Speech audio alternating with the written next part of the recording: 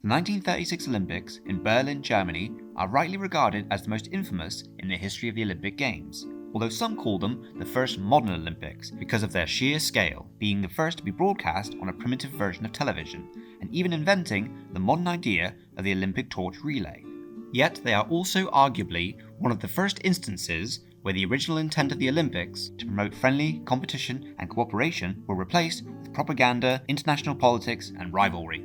Because of this, some countries and athletes refused to go to Berlin and boycotted the Games. In fact, so many did, there were plans to host their own separate Olympics. This is the story of the other 1936 Olympics, the 1936 Spanish People's Olympiad. The 1936 Olympics rightly stand as a black mark on the history of the Olympic Games, although Germany was awarded the right to host the Games in 1931 before the Nazis even came to power.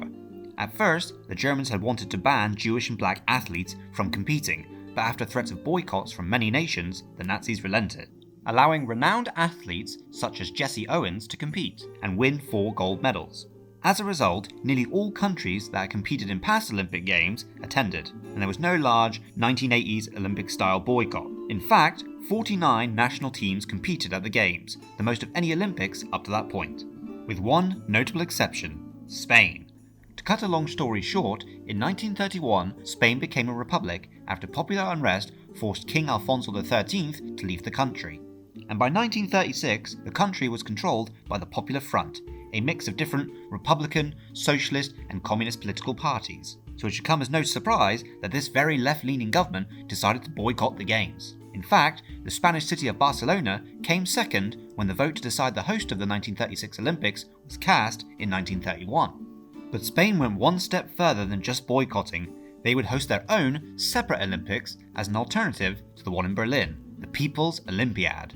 The scheme enjoyed quite a lot of support. Even though few nations were boycotting the Games in Berlin, many individual athletes were, and some chose to attend the Barcelona Games instead of going to Berlin, such as Eva Dawes, a Canadian athlete who won bronze in the 1932 high jump. The People's Olympiad also had the support of the Soviet Union, who had never attended an Olympic Games since the 1917 revolution. Instead, they'd been having their own games called the Spartakiad for like-minded states and workers. The Spanish Olympics also received funding from France's own left-leaning Popular Front under Léon Blum.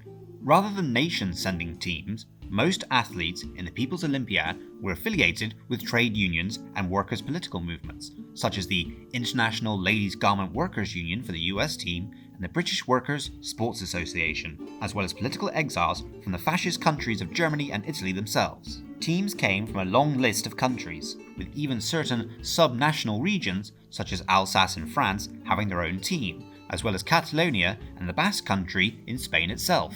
The Games themselves weren't going to be a carbon copy of the ones in Berlin either, and were to feature all new Olympic sports, such as rugby, lawn tennis, and even chess, with musical and cultural exhibitions as well.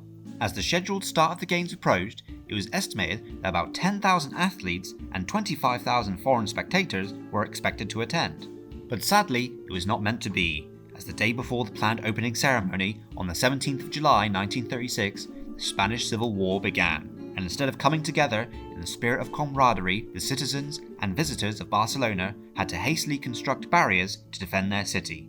The conflict between the fascists and the leftists was no longer confined to the sports field or competing Olympics, but had now burst out into armed fighting in Spain itself, in a conflict that would ravage the country for 3 years.